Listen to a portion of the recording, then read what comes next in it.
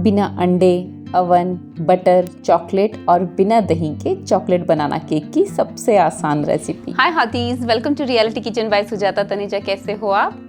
इस bakery style moist cake के लिए मैंने खुद से बनाए हुए चोको चिप्स यूज किए हैं। जी हाँ, इसी वजह से केक की लुक इतनी अमेजिंग है। इसकी डिटेल भी मैं इंपॉर्टेंट टिप्स के साथ वीडियो में शेयर करूंगी। ये कढ़ाई में बेक किया है, लग रहा है ना एकदम अमेजिंग बेकरी स्टाइल। और ये मैंने अवन में बेक किया था। आप इसे होल व्हीट फ्लावर से भी बना सकते हैं। काफी हेवी फ्लावर होने के बावजूद भी whole wheat flour chocolate and walnuts के साथ अच्छा जाता है। इंग्रेडिएंट्स लिस्ट पर एक नजर डालने के बाद हमेशा की तरह इंपॉर्टेंट टिप्स के साथ स्टार्ट करते हैं। एक तो बेकिंग में सभी इंग्रेडिएंट्स रूम टेम्परेचर पर ही लेने चाहिए, और दूसरा अपना काम हमेशा के लिए आसान बनाने के लिए इस तरह के मेजरिंग कप्स एंड स्पून्स में एक बार जरूर इन्वेस्ट करें। और अगर किचन वेइंग स्केल है तो क्या कहने। बेकिंग में सबसे पहले हमें अपने मोल्ड्स को रेडी कर लेना चाहिए। तो जैसा कि आप वीडियो में देख रहे हैं, मैं कॉर्नर्स अच्छे से कवर करते हुए बेकिंग टिन को ऑयल से ग्रीस कर रही हूँ, और फिर इस तरह से थोड़े से मैदे यानी कि ऑल पर्पस फ्लावर से टिन को घुमाते हुए अच्छे से कोट कर रही हूँ। और अगर आप पार्चमेंट पेपर यूज कर रहे हैं तो ये स्टेप स्किप करते हैं। टिन को उल्टा करके टैप करते हुए एक्स्ट्रा फ्लावर डस्ट कर देते हैं, और ये टिन अब हमारा नॉनस्टिक टिन की तरह काम करेगा। और आज के बाद आप पके हुए केले फेंकेंगे नहीं, ये गारंटी है मेरी। तो बनानास को छील कर मिक्सी जार में डाल देंगे, और साथ ही साथ पाउडर्ड शुगर ऐड करेंगे। आप चाहें तो गुड़ का पाउडर भी ऐड कर सकते हैं। मिल्क ऐड करेंगे और मिक्सी में ग्राइंड करके एक स्मूथ सी प्यूरी बना लेंगे। इसमें लम्स बिल्कुल नहीं है, लेकिन अगर प्यूरी में थोड़े बहुत लम्स होंगे तो भी चलेगा। केक में इन सब चीजों का बिल्कुल पता नहीं चलता है। तो एक मिक्सिंग बोल में बनाना की प्यूरी ऐड करेंगे, और साथ ही साथ बिना स्मेल का ऑयल ऐड करेंगे, एसेंस एंड विनेगर ऐड करेंगे, और हैंड विस्कर से सभी चीज़ों को अच्छे से मिक्स कर देंगे। आप इसके लिए इलेक्ट्रिक बीटर भी यूज़ कर सकते हैं। ये तो बात हुई वेट इंग्रेडिएंट्स की। अब हम ड्राई इंग्रेडिएंट्स की तरफ चलते हैं। बेकिंग में ड्राई इंग्रेडिएंट्स को इस तरह से भरकर नहीं लेना होता है। इस तरह से फ्लावर और सभी ड्राई इंग्रेडिएंट्स को लेवल करके लें। और बेकिंग में सभी ड्राई इंग्रेडिएंट्स को छानना बहुत ज़रूरी है। तो इसके लिए मैं मैदा ले रही हूँ, कोका पाउडर लेते हैं, और साथ ही साथ इंस्टेंट कॉफ़ी पाउडर भी ऐड करते हैं। टेंशन की बात नहीं है, इससे केक में कॉफ़ी का फ्लेवर नहीं आएगा। कॉफ़ी पाउडर हेल्प करता है चॉकलेट फ्लेवर इन्हांस करने में। Baking powder and baking soda add करते हैं, और चुटकी भर प्यार नमक स्वीटनेस बैलेंस करने के लिए। ड्राई इंग्रेडिएंट्स को छानने के लिए इस तरह से किसी भी आर्टिकल का यूज ना करें। इस तरह से हाथ से टैप करते हुए ही छानना चाहिए। इससे ड्राई इंग्रेडिएंट्स ज़्यादा एरी एंड फ्लफी बनते हैं और एंड रिजल्ट्स अच्छे मिलते हैं। और छानने से नॉन एडिबल पार्टिकल्स कोई अगर हों तो निकल जाते हैं। तो हम इन ड्राई इंग्रेडिएंट्स को दूसरी बार भी छान लेते हैं। एगलेस बेकिंग में ड्राई इंग्रेडिएंट्स को मैं 2 बार छानना रिकमेंड करती हूँ, क्योंकि एंड रिजल्ट्स भी तो परफेक्ट चाहिए ना। और आपको तो मालूम है कि मेरा मानना है खाना पहले आंखों से खाया जाता है। वेस्ट चाहे निकले ना निकले, पर 2 बार जरूर छानना। अब हम रेडी किए हुए ड्राई इंग्रेडिएंट्स के मिक्सचर में से 1 टीस्पून लेकर ये चॉप्ड वॉलनट्स इस तरह से कोट करेंगे, और इसी स्टेज पर हम अवन भी प्रीहीट होने के लिए लगा देंगे। बेकिंग के लिए पुराना एंड एल्यूमिनियम का कोई भी बर्तन, कढ़ाई या पतीला ले सकते हैं। पुराना इसलिए क्योंकि लगातार बेकिंग के बाद वो बर्तन काफी खराब हो जाता है। तो इस तरह से कढ़ाई में मैंने नमक बिछा दिया है। ये मेरा पुराना यूज्ड नमक है, और इस तरह से एक रिंग या कटोरी उल्टी कर लगा देंगे, और इसे अच्छे से फिट होने वाले ढक्कन से ढककर 10 to 15 मिनट्स के लिए मीडियम हीट पर प्रीहीट करेंगे। लेकिन रेसिपी में आगे बढ़ने से पहले अगर आप मेरे चैनल पर नए हैं तो सब्सक्राइब का बटन दबा दें, और बेल आइकन दबाना बिल्कुल ना भूलें, क्योंकि बेल आइकन दबाने से आपको मेरी न्यू रेसिपीज के नोटिफिकेशंस मिलते रहेंगे।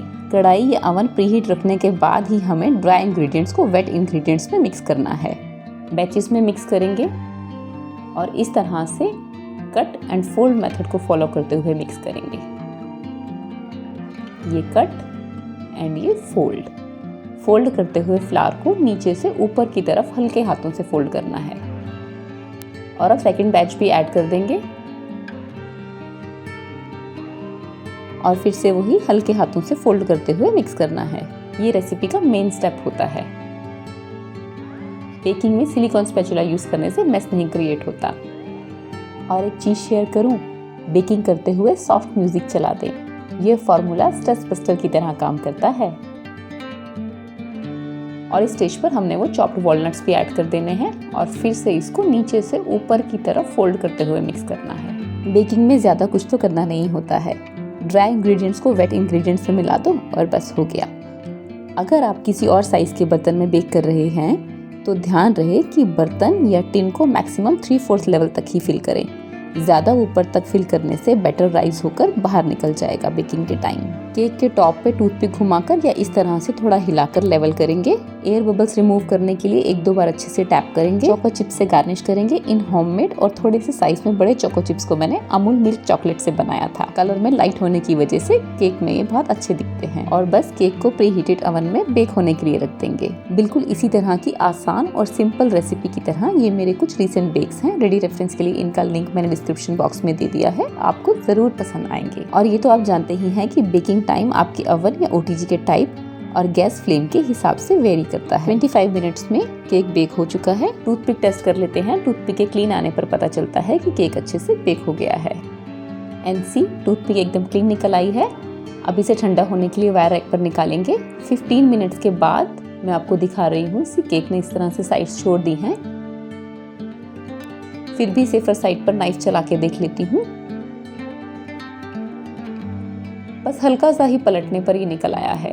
और सी, टिन नीचे से जला भी नहीं है, एकदम नॉनस्टिक टिन की तरह इसने काम किया है। अब हम केक को ढक कर कम्प्लीटली रूम टेम्परेचर पर ठंडा होने देंगे, लेकिन वायर रैक पर ही रखेंगे, नहीं तो ये नीचे से सॉगी हो जाएगा।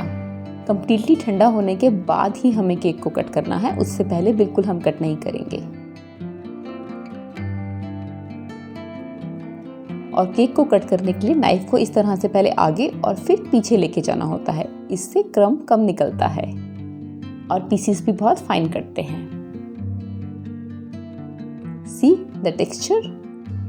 तो हॉटीज, मेरी कोशिश ना हमेशा रही है कि मैं रेसिपी के सभी टिप्स एंड स्टेप्स आपके साथ शेयर करूं, पर फिर भी अगर मुझसे कुछ छूट जाता है तो मुझे कमेंट करके ज़रूर पूछें। कोशिश करूंगी जल्द से जल्द रिप्लाई कर सकूं।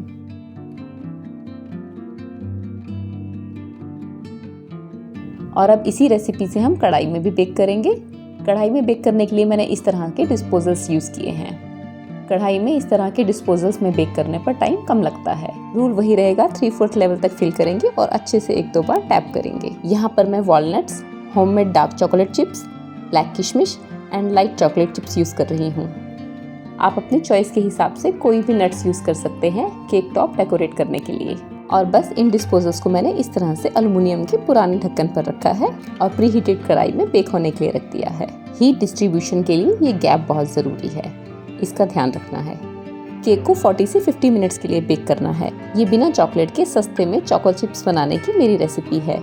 इसकी रेसिपी का लिंक भी मैंने रेडी रेफरेंस के लिए शेयर किया है। ये चॉको चिप्स यूज़ करने से केक की लुक ऐसी आएगी। 40 to 43 मिनट्स लगे हैं ये केक बेक होने में। एक बार टूथपिक डालकर देख लेते हैं। सी, ये क्लीन निकल आई है, इसका मतलब ये है कि हमारा केक बहुत अच्छे से बेक हो गया है। और हाँ, 35 मिनट से पहले कढ़ाई का ढक्कन उठाकर नहीं देखना है, क्योंकि ऐसा करने से इससे सारी हीट एस्केप होकर बाहर निकल जाती है और हमारा केक एक बार राइस होता है और फिर नीचे बैठ जाता है। कढ़ाई बहुत गर्म है और हम इस पूरी की पूरी प्लेट को निकाल लेते हैं वायर रैक पर। और मैंने ऑफ कैमरा चारों केक बेक कर लिए थे।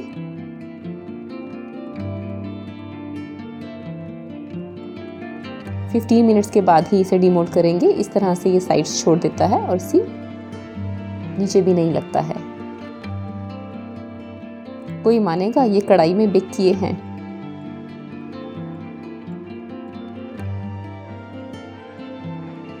और ये ब्लैक किशमिश वाला, कितने सुंदर लग रहे हैं ना ये मिनी केक्स। आप अपने फ्रेंड्स और रिलेटिव्स को गिफ्ट भी कर सकते हैं।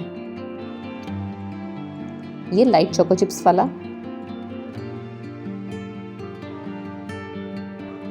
एक छोटा वाला लोफ मैं आपको कट करके दिखा देती हूँ। See the texture. तो कब बनाने जा रहे हो आप ये केक? और इसकी शेल्फ लाइफ कहूँ तो रूम टेम्परेचर पे 3-4 डेज और फ्रिज में रख के 15 डेज तक कंज्यूम कर सकते हैं। और मैंने ऐसे ही बिल्कुल सिंपल रेसिपी से ये होल व्हीट बनाना ब्रेड भी बनाई थी। इसकी रेसिपी का लिंक भी मैंने डिस्क्रिप्शन बॉक्स में शेयर कर दिया है। मैंने फेसबुक और इंस्टा हैंडल का लिंक भी डिस्क्रिप्शन बॉक्स में शेयर किया है। अगर आपको मेरी रेसिपीज अच्छी लगती हैं तो मेरे साथ बने रहें। अपना और अपनों का ख्याल रखें। जल्दी ही मिलती हूँ अपनी अगली रेसिपी के साथ।